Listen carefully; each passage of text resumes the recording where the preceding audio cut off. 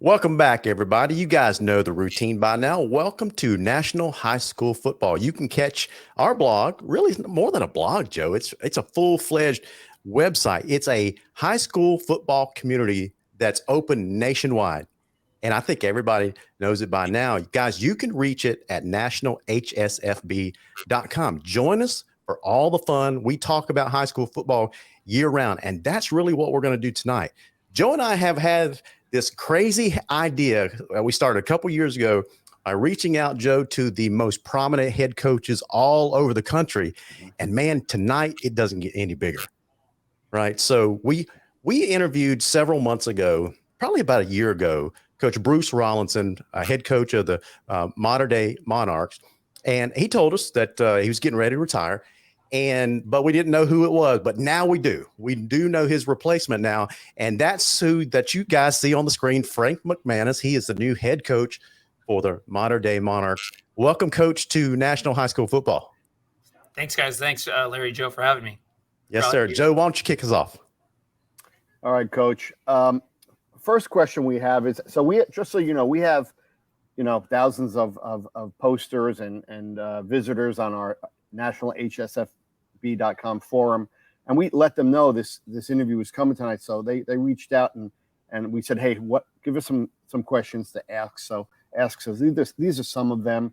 A lot of them are from Mater Dei fans right now. Some of them are from just high school football fans around America who are rabid about the sport. So the first one is a lot of those outside of California just wanted to know more about your background. Where you grew up, the connection to Mater Dei and things like that.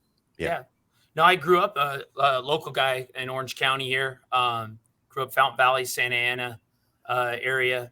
Went to school. I grew up in 8 years of private Catholic school growing up. Came to Mater Dei for 2 years. Parents kind of split and ended up going to another local public school to finish up. But basically post that, had a family to support pretty early on, 19, 20 years old, had a wife, had a son that had to start working right off the bat. So kind of cut my playing days short.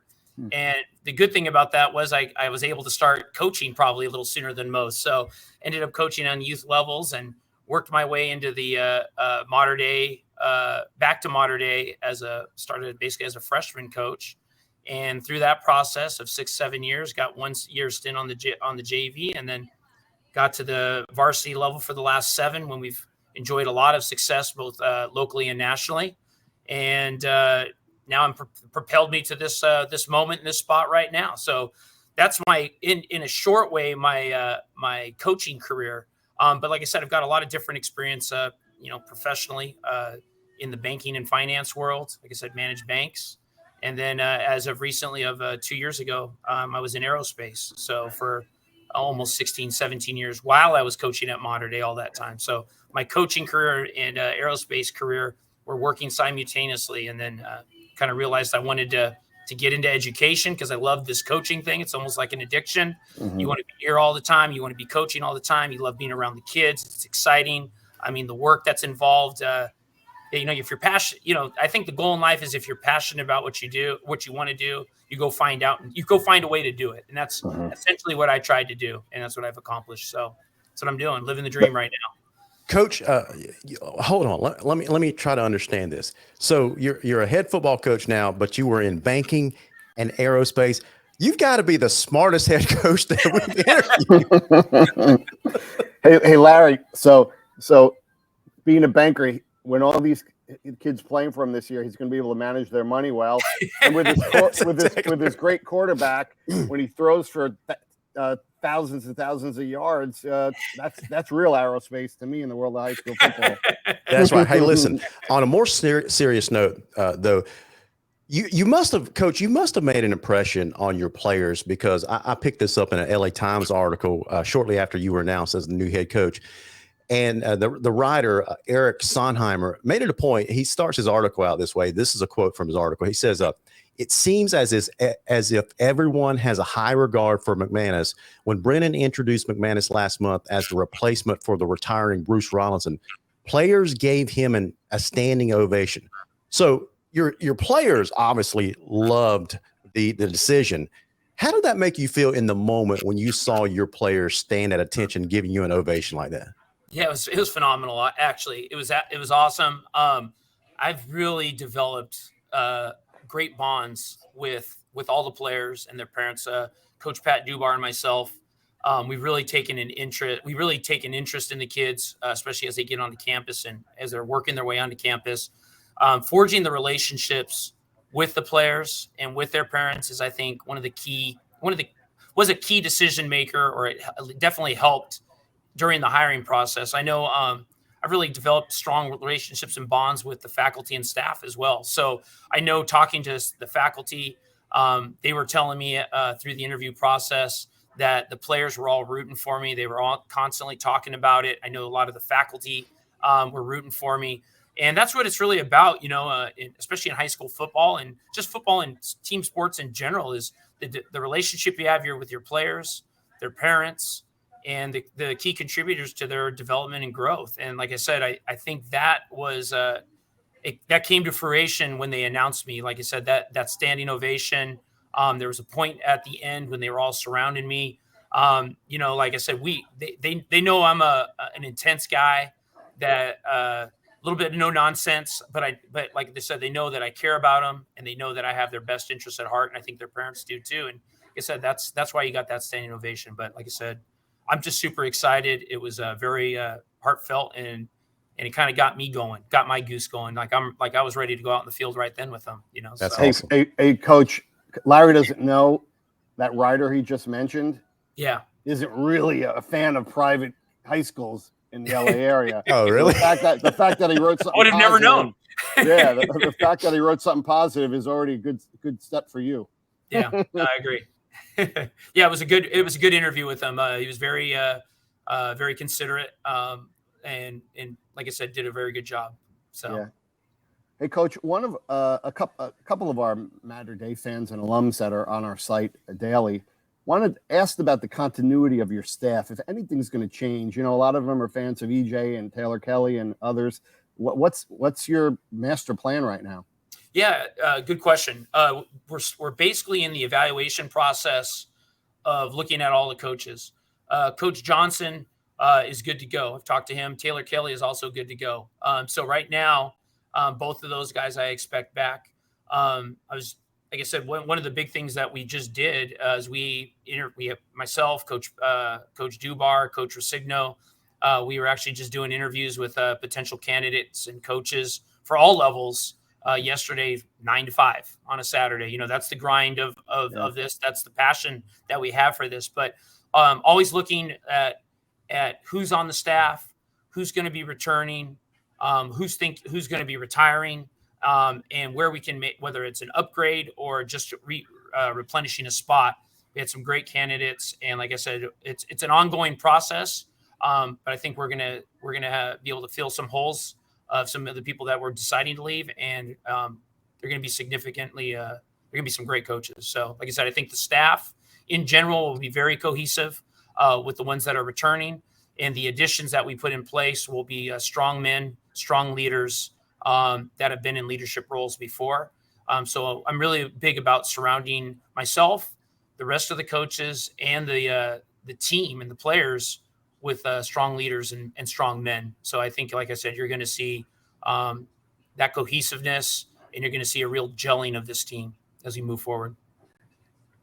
Joe, if you'll indulge me a little bit, I've got a two-part question for Coach McManus here. I'm going to put a quote up on the screen. When shortly after he was hired, this was a quote attributed to Coach McManus. Everybody sees it on the screen. It says, "I am honored and humbled to lead the modern day football program into a bright future for our current future and legacy Monarch families. Our program will focus on fostering family relationships, faith formation, and a vibrant multicultural environment on campus while embodying and upholding the traditions of pride, poise, and courage." Coach, I wanted to focus on that little excerpt there for a second. Every coach wants to put their mark on a program. Bruce Rollinson did a fantastic job with Modern Day, but that was his program. But now you are the head guy. This quote almost reads like a mission statement to me. What's going to be modern day? What is the Frank McManus team going to be known for now that you're at the helm? It's going to be known for a aggressive play, aggressive physical play. But like I said, we're going to be great on and off the field as well. Okay. And I say that, I mean, Coach Rawlinson also embodied that with our players as well. But like I said, we're really going to embody being a part of modern day high school. So modern day football has always been at the forefront. It's been huge. But like I said, we're going to be a small circle within the modern day circle, the modern day high school circle. And what that means is we're really going to we're going to really continue to emphasize on when our players come in, and make no doubt, we get great players when they come in from 8th grade to freshman year, and we do a great job of developing them on the field. But we're really going to continue to really focus on not only that athletic prowess on the field, but we're going to also create great student athletes. And so when the goal is when they do leave, they may come in as known as football players, but they're going to go out as great individuals that also play football. So ideally what we're looking at is we're going to take these great athletes, these great football players, and turn them into great young men and send them off to the next stage, whether it be a college or whatever their next step is, their next indicated step is. I got you. We're going to keep that tenacious aggressiveness on the field and keep developing a strong work ethic that was embodied by Coach Rawlinson that's been passed down to me. Well, here's a part 2 of that question. Speaking of Coach Rawlinson, this is what he had to say about you. He says, I am so excited for the future of modern day football under the leadership of former Monarch and 3-striper Frank McManus. Now, if you skip down a little bit, down kind of close to the middle part, he says something to me that kind of struck my funny bone, if you will. He says that during the transition, I will work side by side with Frank. I can promise you he will take over with a tenacious work ethic, and he will begin to establish his own legacy. This is the funny part to me. He says, the race car is ready. The new driver is behind the wheel, and now it's time to go racing and prepare our 2023 season. I'm extremely confident in Frank and his abilities to direct his program and develop great young men. Rock and roll, baby. I can just picture Coach Rawlinson on the screen saying that, rock and roll, baby. Yep. Is that what that you were talking about a while ago, that tenacious attitude that you bring to the program? Absolutely. Yeah, if you've ever seen me on the field, I'm bouncing around a lot. I'm a high energy guy.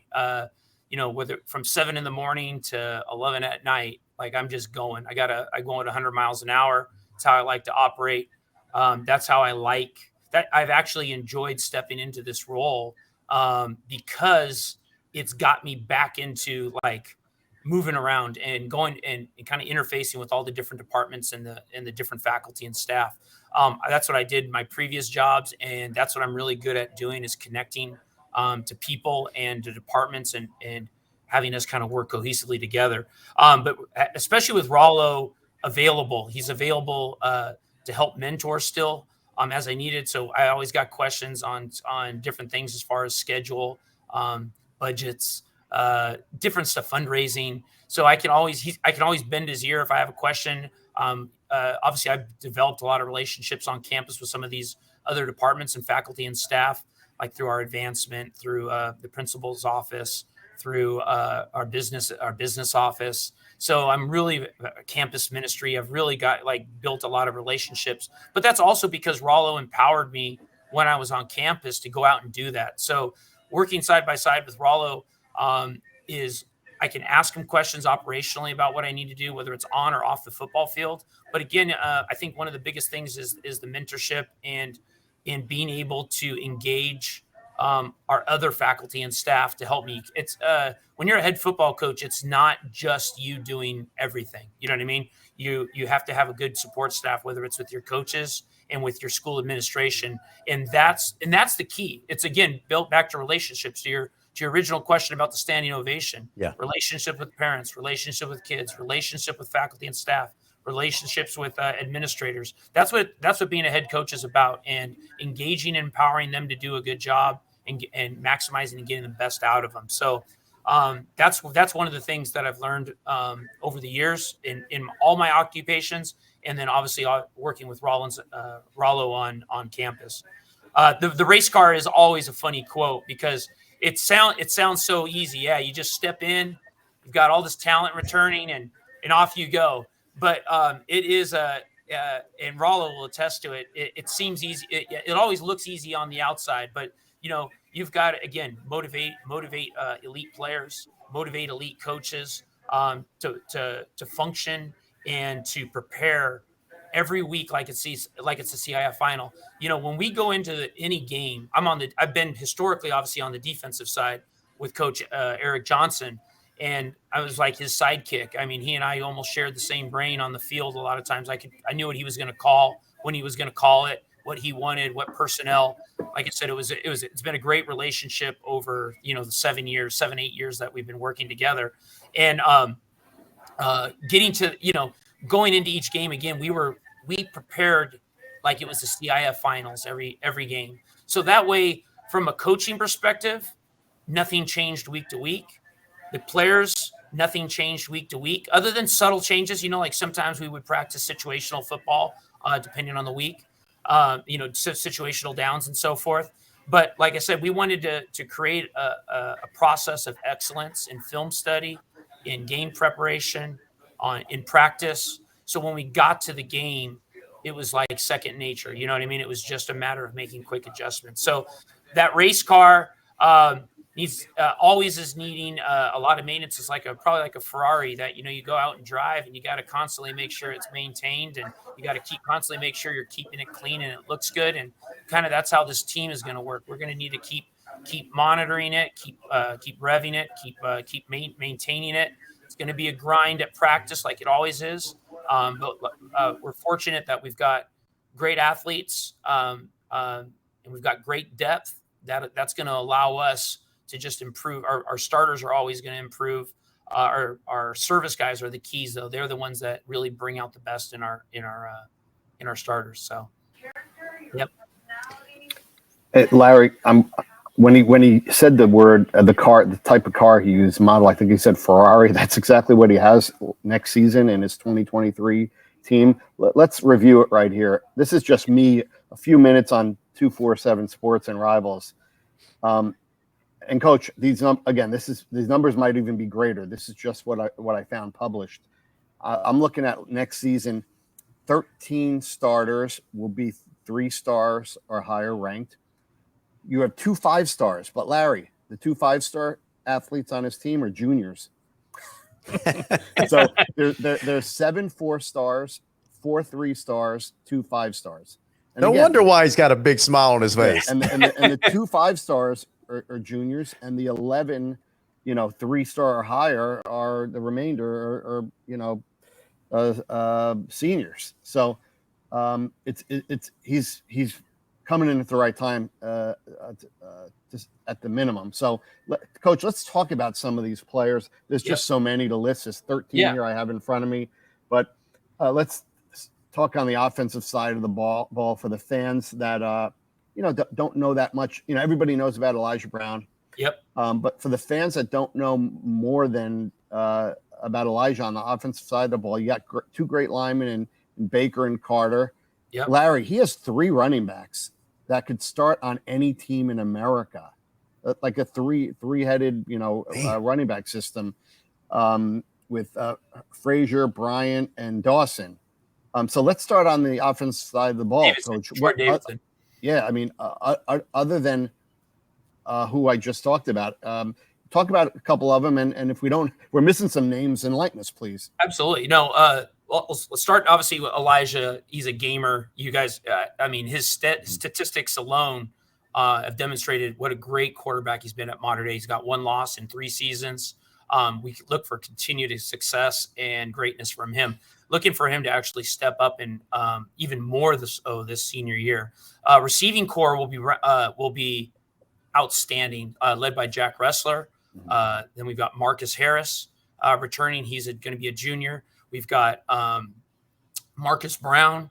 We've got Cade Wyatt Dixon, was a freshman last year. Watch out for him. He's going to be a massive guy.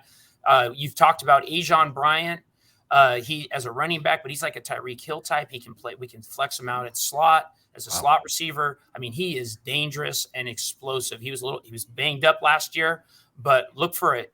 Some big time plays from him. I mean, he is electric. You're going to see him in both the kicking game, from punt returns, kickoff returns. Like I said, putting him in the slot, putting him in the running back. He's going to be an outstanding player to watch. As far as the running backs, like you said, you got Jordan Davidson. I mean, he's got boohoo offers everywhere. I mean, he is outstanding. He's probably about 220 right now. He'll be a junior next year. And then Nate Frazier, there's not many people. He transferred in right after the first semester of his sophomore season. So he's been here obviously a full year now.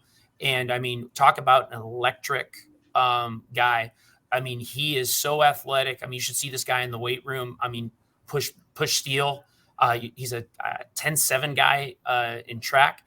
And I don't even know. I mean, he might be as good a DB as he is a running back. I mean, he is outstanding. And we used him a little bit in some 7-on-7 tournaments when we could. And I mean, you want to talk about a guy that's multi-talented and just outstanding. I mean, you see his body frame, and a guy to run a 10-7 like he does, it's unbelievable. You know, I've seen him press 3 plates and bench, 2 or 3 times, right there. And you should see him, just the pop he's got when he's squatting. It's unbelievable. He's unbelievable.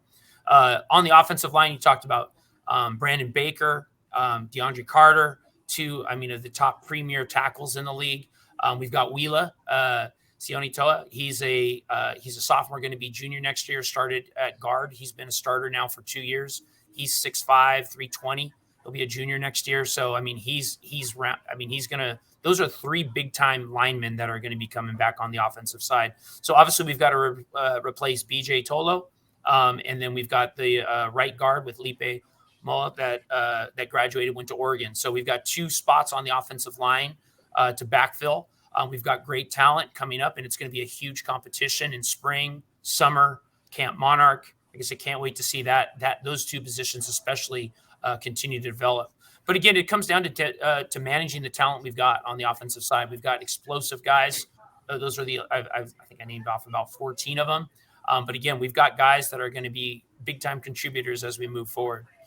Where I'm really excited is on the defensive side of things. Obviously, coming from the defense, knowing these guys, like in our 30 package, which is our base D, our 3-4 defense. Obviously we've graduated Leviticus Sua. He's going to Arizona. That's a tough one to miss. But other than that, in that defense, we've got 1 guy that's gone. So we've got 10 returning starters on our base. Holy smokes. If you look at our nickel package where we go to like a 5 DB set, and it's almost like a bear front. Again, when you look at that front, we've got 1 guy that's left. That's Leviticus Sua. So we've got another 10 guys in that package. And then our 3rd down package, which is our pass rush. Our 3rd down package, essentially, we've lost Leviticus Sua, Christian Botero, and a couple D linemen that would rotate in there. But like I said, all in all, you've got about 8 guys. You could say 8 or 9 guys that are still returning back on that. So defensively, it's going to be fun. We're going to get after them. That is the other teams. It starts up front, and that's where we put a high premium on those players. You got Aiden Breland coming back. He's got offers all over the place. 6'5", 310 guy. Played a little bit of jet end for us last year in that 3rd down package. We kind of told him we want him to look like Reggie White, and he definitely did that. I mean, he's scary coming off the edge. We've got Semi. He's a D tackle. He's a sophomore. I mean, he is a block down there. He's outstanding. We've got Tommy Leka. He is coming back. He's a nose guard in that 30. His brother Samuela graduated a couple years ago and went to Oklahoma State. I mean, he is all 320, and 6'5" of him is outstanding. Zeus Venegas is a bad boy, man. I mean, you talk about a D end that's got a motor that doesn't stop and just a tough SOB. That is Zeus Venegas. I mean, he gets after it. He's hard to take out. If he had a compound fracture on the field, he wouldn't want to get pulled out. So he's got that kind of intensity and tenacity. And then we've got a young and upcomer, Tamu. You may have seen him on the offensive side of the ball last year. He started the last 4 games at right guard when Lipe went down. He was a defensive guy that we brought in, freshman. He's 6'5", probably 330. You know what I mean? And he's a D tackle. I mean, and a freshman. You're gonna look for some big things coming out of that dude. So, like I said, the D line is where it starts, and that's where it's gonna get fun. And that's where, like, as a secondary coach coming in, when you got those kind of guys coming off the line, it makes the DB coach's job a lot easier. And that's where we've got plentiful depth right now. We've got Xavier Brown, who's got all kinds of offers, lanky, 6'1", probably a $185. I mean, just a specimen. He's got Alabama offers, SC. He's outstanding. You've got Darius Dixon. He's been starting at nickel and corner last year. I mean, he's a 6'1", lanky corner, strong safety type, can play in the box. He's awesome. Chuck McDonald, he's burst on the scene coming back from an injury freshman year. You didn't see a lot of him. He's a track guy, another 6'1", lanky guy, great feet, outstanding corner, nickel. CJ Lavender was a freshman last year. You may have seen him. He covered Zach Branch in the Gorman game, held him to 2 catches in man-to-man situations. I mean, Zach was probably the number 1 receiver in the nation when we went up to Gorman. Like I said, for a freshman to come in and hold the number 1 receiver in the nation to 2 catches when he was guarding him man-to-man, and one of those catches was a one-handed grab for a touchdown, like an unbelievable catch. I mean, that's saying something. And then you got Boogie Thurman Williams was another freshman. Again, that's going to be that'll be a free safety cover guy for us. So CJ and him, 2 freshmen that'll kind of round out the young safeties. And then again, we got Jelani Davis. He's going to be a senior starting free safety. Rylan Pagana, starting strong safety. We got Jaden Crowder, another freshman corner coming in. I mean, the secondary is absolutely loaded with talent in every class. And like I said, it's going to be fun for those guys, especially we play a lot of man on that third down package. So they have a great time. And then the linebacking crew is phenomenal. You got a Nasir Wyatt, a junior, or he'll be a junior. He was a sophomore last year. Almost broke the sack record that David Bailey set as a senior. And that's something off. You know, I mean, I think he's 1 sack short. I mean, this guy is explosive, athletic, long, lengthy, fast, quick, just great natural instincts. You got Abdul Sanders. You're going to see him in our third down package in jet. Played outside backer last year. Tanner Williams is coming back this year. You would have seen him as a sophomore. Outside backer will probably move him inside. Ramir Davis is back. Outside backer, rush end guy. God, I'm missing somebody, aren't I? Lucas Campista started at inside backer for us. So, I mean, again, I just rattled off probably 22 guys on defense. And that's what's so exciting about this team is that, yeah, the race car's there. Last year, we were young, if you can believe it. We were young, and we're 2 points away from winning a championship with a young team with a lot of talent. And we're coming back with a great amount of talent, but we're still young. You know what I mean? So like I said, the future's bright, and each class is exceptional, especially that going to be the group that's going to be juniors next year. I mean, that class alone has got so much upside. I mean, colleges are going to be salivating over those guys over the next 2 years. But, hey, Coach, tell Larry who's waiting in the wings at quarterback behind Elijah. He might recognize one of the last names. Yeah, we got Cole Leinert right now. He'll be a sophomore next year, so he's getting himself primed and ready to compete for a spot.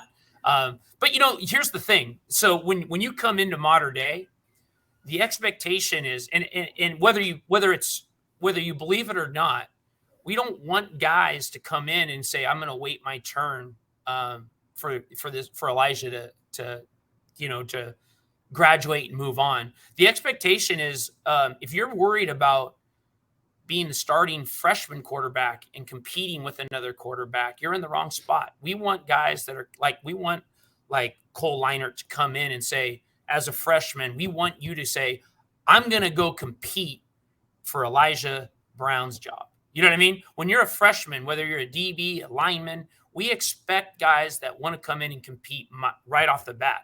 It's not about like waiting your time. If you are the best player, you're going to play. And that's the kind of mindset that we've established over 7 years, the last 7 years especially. But that's what we want. We want guys that are going to come in that aren't going to be scared or worried about their standing or their spot. We want guys to get after it, compete at practice, help one another along the way, in a friendly competitive way. But like I said, make no doubt about it. You come to Modern Day, you're here to compete, and that's the philosophy. Whether Joe, you're a coach or a player. Joe, listen, I changed my mind. I don't want Modern Day to come to Georgia. Let's just wait a few years. I didn't think so. Us pollsters, Coach, there are 7 major polls out there. NationalHighSchoolFootball.com is one of them. And I speak with the other guys all the time, Max Preps and High School Football America, and we're already talking about who the preseason number 1 is going to be. And obviously, Matter Day's in that discussion, along with maybe one other team. So, I mean, based on what you just laid out for us, I mean, it's going to be a great preseason for you. And we're not going to talk more because I know the schedule isn't released yet, but I know for a fact, as do you, that this is going to be the most aggressive out-of-state schedule Matter Day has ever ever had. Wow. We'll get into that at another date when the schedule is published. Absolutely. But you run the table on this schedule with those players. You're going to have another national championship title. That's for sure. Yep. It's one game at a time. It's one game at a time. We prepare, like I said, and that's where the coaching staff, that returns, the players that have returned, that's where that preparation we talked about, every game being the CIF championship. That's where that type of attention to detail and preparation comes into play. When you start going out of state and competing against greatness, you've got to be ready, and you've got to always be ready to play in those games. And like I said, that's where developing that preparation in the film room and on the practice field is huge. And that's where, like I said, that's where the greatest handoff, I think, in high school football has happened with Coach Rawlinson is creating that type of discipline with the coaching staff and how we prepare for each game. So, like I said, that's how our approach is going to be going out of state. Coach, along those lines, I've got a coaching question for you. I noticed right behind you on the wall, you've got Heisman Lane. Oh yeah, posted up there prominently. Yeah. So Modern Day is no stranger to Heisman Trophy candidates and winners. Fantastic players. You just rattled off probably a couple dozen of them. I kind of lost count and lost interest in writing down the number of times Coach McManus mentioned 6'5" this, 6'5" this, 6'5". I think I wrote down 310, 320, 330, and I finally put my pen down. So Coach, here's the coaching question for you. Sure. You've got super high expectations because you're Modern Day. Yeah. You've got great athletes. Yeah. And a great coaching staff, but with that great expectation, you're still dealing with a bunch of teenagers. Yeah, it's good. Right. And sometimes ego is a big deal. So how do you keep these super athletes grounded, knowing that they got to still perform at high levels because other teams have great athletes and great coaching as well? How do you keep these guys grounded? I think it really comes down to again, I keep referring back to the preparation, but the kids alone. Well, let me take a step back. In the secondary, I mean, we've probably had, I think we've had the best secondary the last 7 years, and that's probably 3 or 4 generations. Actually, going back to even 2015, Quentin Lake, who's playing for the Rams now. He was a junior when I started on the varsity. But what we've done is, I think that what we do a great job is fostering and again engaging the kids at such a young age. Our seniors, our juniors, they really collaborate with me as a coach. I'm talking about the secondary, but they also are instrumental in helping the kids. So like they bring the kids along. So when you're talking about egos and stuff like that, every group that's come in, especially in the secondary I'm talking about, they've really mentored and helped all the younger guys through the process. So for 7 years now, they're now accustomed to getting to a point where they've started. They understand what the expectations that they have on the field when they're in, but they know they have to pass that torch on to the younger guy. And so I think from an ego standpoint, that's what really helps is they're able to share their experience, strength, and hope of the process and where they've been. And like I said, there's not it really diffuses the ego because those guys, when you become when you're a primetime guy like a Xavier Brown, a Chuck McDonald, a Darius Dixon in the secondary, a Jelani Davis, you're going to get your reps. You know what I mean? And by allowing the other guys to get their beaks wet, so to speak, in practice and in games, it allows them to get the experience that they need to start to pass on what they've learned later on. So I think that's what really keeps it in check. It really is a collaboration. I'm talking again specifically about the secondary, but there's a lot of on the job sharing, that happens, and I think that's what keeps by sharing and passing on what you've learned. I think really takes the ego and deflates. It just kind of deflates the perception that they're never going to play or that they're not going to learn anything. So I don't know. Like I said, I really feel that's what does us the best, and it's just the players themselves. And we do a good job of picking the right players for this program too. You know what I mean? They're great athletes, but they're great young men too. Like they get it. They get it. It's a process, and I think that's what really helps keep the egos in check. Gotcha. Okay. Hey, Coach. Back in 2018, we started. Coach Rollinson, Coach Negro, and myself. We came up with the idea of the Trinity League versus the USA event at Bosco, and that first year. Great game. You guys took on St. Francis. Yeah, what a game that was. Yeah. So my question to you is, over the years, MD has played Gorman, Duncanville, Liberty, Nevada, West Utah, Mililani, Hawaii, St. Francis, St. John's, IMG, Bergen Catholic. What's your most memorable one? Do you have one that sticks out? It could be as late as last year with that great Gorman game and that comeback. I mean, that was a great one.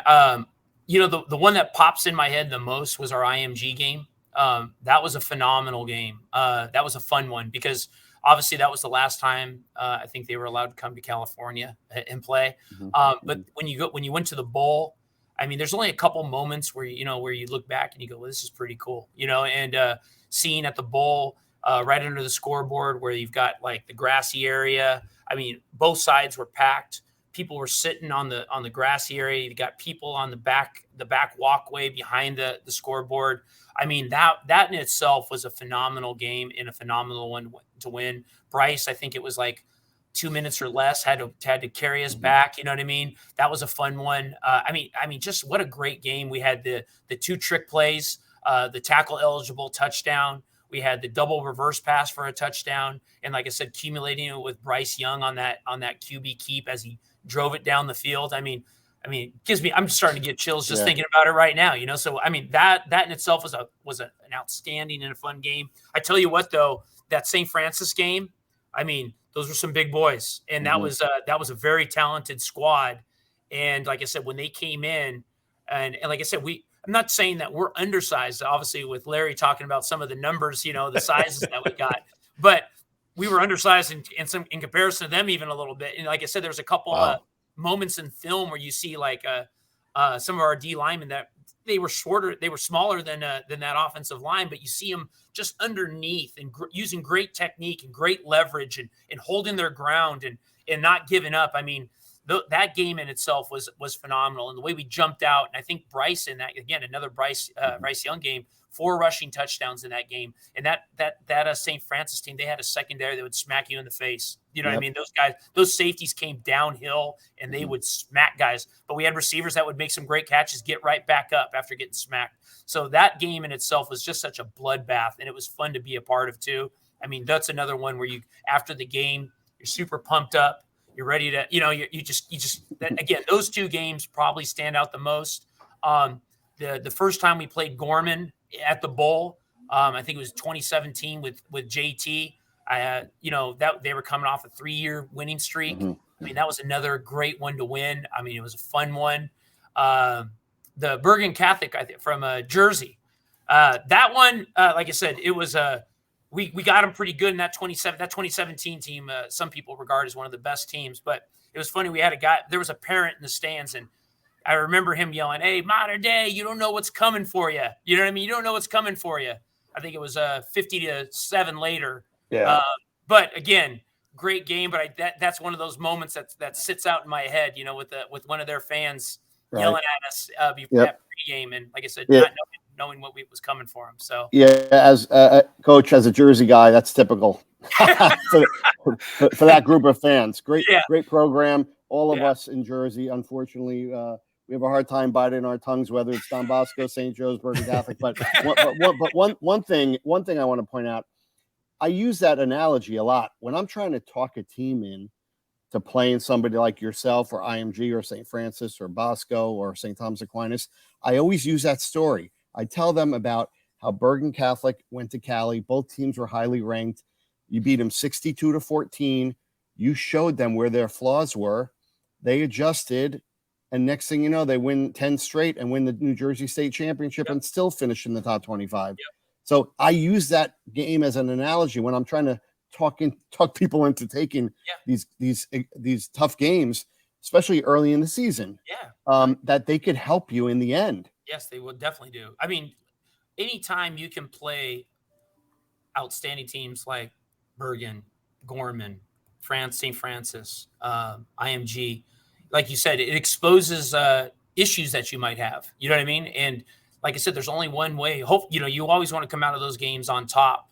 But in the event that you don't, you definitely know what you need to work on. And like I said, no matter what, after every game, there's an analysis of what we did right, what we did wrong. You know, I mean, every Saturday after a game on the defensive staff, I can tell you, we were in here at 7:45, scoring the game from the night before, watching it, and like I said, giving it, statting it for the players, and then we rewatch it with the players after that. So we get two runs at it, and like you said, playing in those high quality, high value games, especially these out of state games, like you said. I mean, it's fun. It's fun. We learn a lot, and I think as a coach, you get a chance to see the style of all the other states too, and like I said, every state has its own unique style, and you can kind of incorporate or, steal some of those ideas into your own offense or your own defense. You go, hey, I really liked how they did that, and you can kind of steal it. And so steal their some of their schemes or their ideas. That's what I think makes those interstate games so fun and valuable from as a coach and to the coaching staff. And coach, in order to win a national championship, literally, I mean, again, us pollsters, we talk all the time behind the scenes. And I'm telling you, if you go back the last 8 years, the unanimous champion, the one thing they all have in common is an out-of-state victory against an elite team. The year, back in the day, you'd see a lot of teams going undefeated and getting so-called national championships. Now, it's going forward. I mean, there's no way a prominent high school football team in America is going to win a national championship, whether they split it or win it unanimously, without at least one elite out-of-state victory. Yeah, I agree. Yeah, I think so. It's just the way it is. I mean, and that's why I say next season. Some of us know. We all know that your BG game was at home and home, so you have them again. This time you're hosting them. You're going to play Centennial again, right? Like you always do. Yep. We're not going to talk about the other two games because they're not signed yet. But you beat those four teams and win Cali and beat Bosco twice. Yep. I mean, it's going to be hard for any poll not to make you a clear mythical national champion. Yeah. So we've always the approach that we've always taken is. Obviously one game at a time. Each game is important. Each game is the CIF finals to us. The ultimate goal is always to be the CIF champion because we can't control the polls and the votes, obviously. But what we can control is our effort and our execution on the field. And so if we can win the CIF championship, and then if we can win a state game, that puts us in a position to be in the running for what you're talking about. A national championship. But yeah, you're right. I mean, the out-of-state games carry a lot of weight, especially when you're playing good teams. Hopefully one day there'll be some kind of a playoff format where we can play some kind of a national schedule. Hey, wouldn't that be something? Larry, we went out to lunch last week, myself and Coach McManus and Coach Rollinson, and we're the foundation is set. I mean, I'm a part of something going on right now where we're an elite league of private high school football teams can all be playing each other someday soon. So that's the goal, and it's not too far away, which is a good thing. Coach, one last question. Yeah. We mentioned the IMG a bunch of times, and you said that's one of your fondest memories of playing an out-of-state game. One favor I want to ask you is whenever you can, because everybody, I do the scheduling for not only IMG but you and St. Francis and a lot of the other top teams in America, and you all have the same problems finding games, getting to a 8, 9, 10 game schedule. In the end, what would make these problems go away is if you all played each other every year. But right now, the CIF won't allow you to play IMG. Do you think there's a time in the future where you or your AD or somebody could have a talk with them and try to see, and I'm serious about this, you and Bosco getting a waiver to play them? Because that I can tell you right now, if that was, you guys should be playing them every year. You, Bosco, St. Francis, Gorman, Aquinas should all be playing each other every year, mixing and matching it daily or annually. But because you can't play IMG, it's tough. So I'm when the time comes, I mean, if you want to play them, and I know you and Bosco will play IMG anytime, why shouldn't you be able to and just carve out the rest of the CIF teams? You think that's possible down the road? It's a good question. I don't know enough about the CIF bylaws as far as why they're not allowed to play, other than maybe because they're an academy and they have different guidelines than CIF. It's definitely a question worth asking.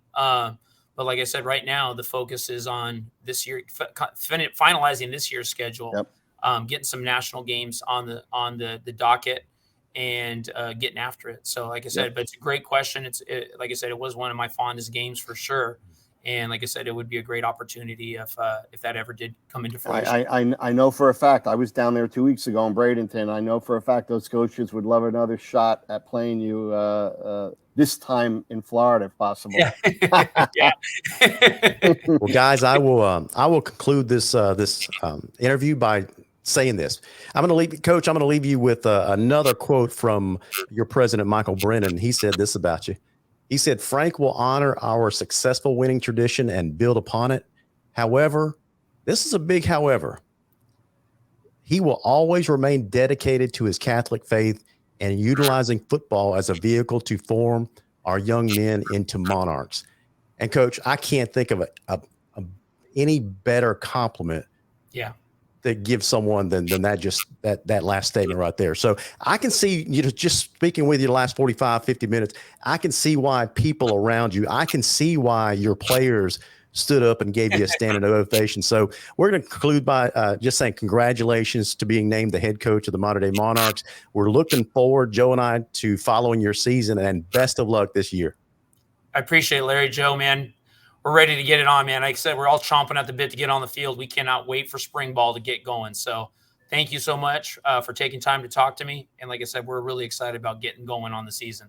Coach, if anybody could follow a legend, Ray Perkins did it with Bear Bryant, Jimbo Fisher did it with Coach Bowden, Bill O'Brien did it with Joe Pa. You're the guy to do it at Matter Day. Good luck. Thanks, buddy. We're going to get after it, baby. Good night, Coach. Thanks, guys.